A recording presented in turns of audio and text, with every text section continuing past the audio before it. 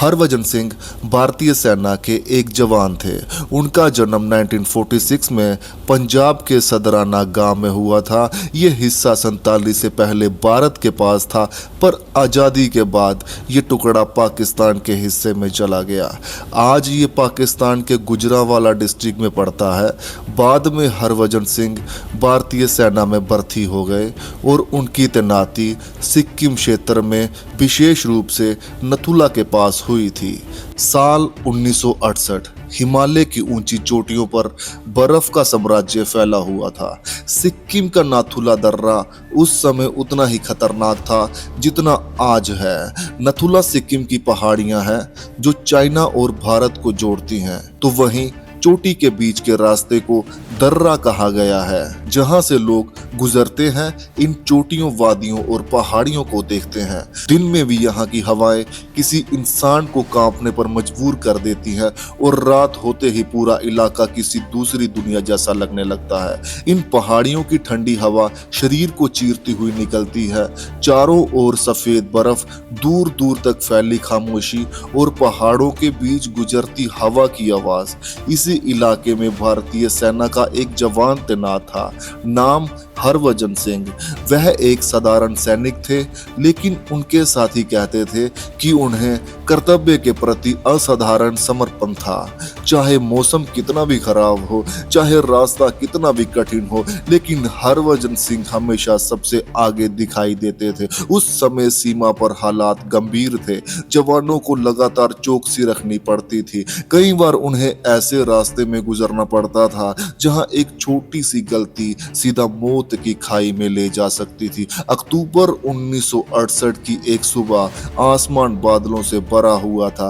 बर्फ पिघलने के कारण रास्ते में फिसलन भरी हुई थी। हरभजन सिंह अपने दल के साथ सामान पहुंचाने के मिशन पर निकले। पहाड़ों के बीच बना संकरा रास्ता बेहद खतरनाक था। साथ चल रहे थे जवानों को क्या पता कि यह यात्रा उनके साथी की आखिरी यात्रा साबित हो सकती है। दोपहर के समय अचानक मौसम खराब होने लगा। तेज हवाएं चलने लगी। कुछ देर बाद सैनिकों ने अपने आसपास नजर दौड़ाई तो हरभजन सिंह दिखाई नहीं दे रहे थे। शुरू में सबको लगा कि शायद वह पीछे रह गए होंगे, लेकिन जब काफी देर हो चुकी, उनका कोई पता नहीं चला तो चिंता बढ़ने लगी। तुरंत खोज अभियान शुरू किया गया। घंटों तक सैनिक पहाड़ियों में खोजते रहे। फिर एक दिन बीत गया, दूसरा दिन बीत गया, तीसरा दिन भी गुजर गया, लेकिन हरभजन सिंह का कोई सुराग नहीं मिला। कई जवानों ने उम्मीद छोड़ दी। बर्फीले पहाड़ अक्सर अपने रहस्य अपने साथ ही दफन कर लेते हैं, लेकिन फिर कुछ ऐसा हुआ जिसने आने वाले दशकों तक लोगों को सोचने पर मजबूर कर दिया। कहते हैं कि उनकी यूनिट के एक सैनिक को एक अजीब सा सपना आया था। हरभजन सिंह उन्हें उस सपने में दिखाई दिए थे। उन्होंने शांत आवाज में कहा कि मैं इस जगह हूँ, मुझे बाहर निकालो। सपने में उन्होंने एक खास जगह दिखाई। सुबह जब उस सैनिक ने अपने अधिकारियों को यह बात बताई तो किसी ने विश्वास नहीं करा, लेकिन आखिरकार उस स्थान की तलाशी पर फैसला हो ही गया और फिर जो मिला उसने सबको हैरान करके रख दिया। उसी स्थान पर हरभजन सिंह का शव था।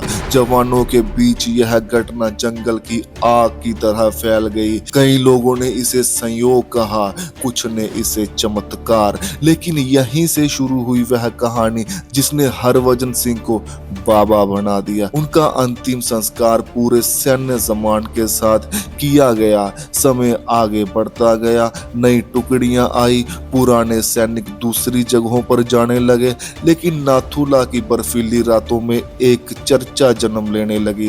कुछ जवानों का कहना था कि उन्हें रात में कोई दिखाई देता है, कोई ऐसा व्यक्ति जो सेना की वर्दी पहने हुए है, लेकिन जब वह उसके पास जाने की कोशिश करते हैं तो वह गायब हो जाता है। शुरू में ये थकान और ऊंचाई का असर माना गया, लेकिन फिर घटनाएं धीरे धीरे बढ़ने लगी। एक जवान ने बताया कि ड्यूटी के दौरान आंख लगने पर उसे अचानक ऐसा महसूस हुआ कि जैसे उसका कंधा पकड़कर किसी ने झकझोर दिया।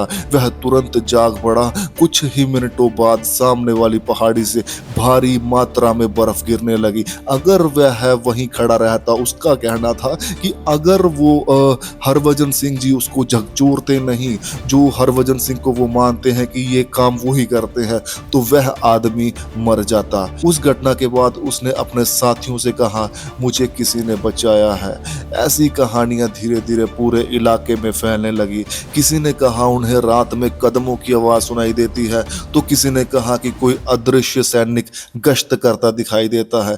किसी ने दावा किया कि सपनों में चेतावनी मिलती है, और हर कहानी के केंद्र में एक ही नाम होता था, बाबा हरभजन सिंह। समय बीतने के साथ साथ सैनिकों का विश्वास और मजबूत होता गया। कई जवानों का मानना था कि बाबा आज भी सीमा की निगरानी करते हैं। कहा जाता है कि यदि यह कोई खतरा आने वाला हो तो किसी न किसी रूप में संकेत वो दे देते हैं। कभी सपना, कभी आवाज, कभी अचानक महसूस होने लगना। रात के समय जब पहाड़ों पर घना कोहरा छा जाता है, तब यह इलाका और भी रहस्यमय हो जाता है। सड़कें लगभग गायब सी हो जाती हैं, दूर दूर तक कोई दिखाई नहीं देता। ऐसे माहौल में जवान अक्सर एक दूसरे को बाबा की कहानियां सुनाते हैं। एक पुरानी कथा के अनुसार एक बार कुछ सैनिक गश्त पर निकले थे। मौसम तेजी से खराब हो रहा था, घना कोहरा छा गया था, रास्ता पूरी तरह गायब हो चुका था। सैनिकों को समझ नहीं आ रहा था कि वो किस दिशा में जाएं। तभी उनमें से एक जवान ने दूर से एक आकृति देखी। वह व्यक्ति कुछ दूरी पर खड़ा था। उसने हाथ से एक दिशा की ओर इशारा किया। सैनिकों ने उसके पीछे चलना शुरू कर दिया। कुछ मिनटों के बाद वह सुरक्षित चौकी पर पहुंच गए। जब उन्होंने पीछे मुड़कर देखा तो पीछे कोई भी नहीं था। ऐसी घटनाओं की पुष्टि करना लगभग असंभव है, लेकिन नाथुला में तैनात कई सैनिकों के बीच विश्वास आज भी जीवित है। धीरे धीरे बाबा हरभजन सिंह के सम्मान में एक मंदिर बनाया गया। हजारों लोग वहां दर्शन करने के लिए जाने लगे। मंदिर में उनका कमरा भी बनाया गया। वहां उनकी वर्दी रखी जाती थी, जूते रखे जाते थे, व्यक्तिगत सामान रखा जाता था। कई श्रद्धालुओं का मानना था कि बाबा आज भी अपने कमरे में आते हैं। कुछ लोगों का दावा है कि सुबह जूते और कपड़ों पर धूल मिट्टी जमी होती है, जैसे वो अपनी ड्यूटी से गश्त लगा कर आए हो। पर इन दावों का कोई वैज्ञानिक परिणाम नहीं है, लेकिन श्रद्धालुओं के मन में विश्वास आज भी बना हुआ है। इससे कोई फर्क नहीं पड़ता। उनके लिए बाबा सिर्फ एक सैनिक नहीं, वह सीमा पर खड़े एक रक्षक हैं। आज भी जब बर्फीली हवाएं नाथुला की पहाड़ियों से टकराती हैं, जब रात के अंधेरे में चौकी पर तैनात जवान दूर दूर तक फैली सफेद खामोशी देखते हैं, जब तापमान इतना नीचे चला जाता है कि सांसों से धुंध बढ़ने लगती है, तब कहीं न कहीं बाबा की कहानी फिर सुनाई जाने लगती है। एक नई टुकड़ी आती है। पुराने सैनिक उन्हें बताते हैं यह ड्यूटी कभी अकेले नहीं होती।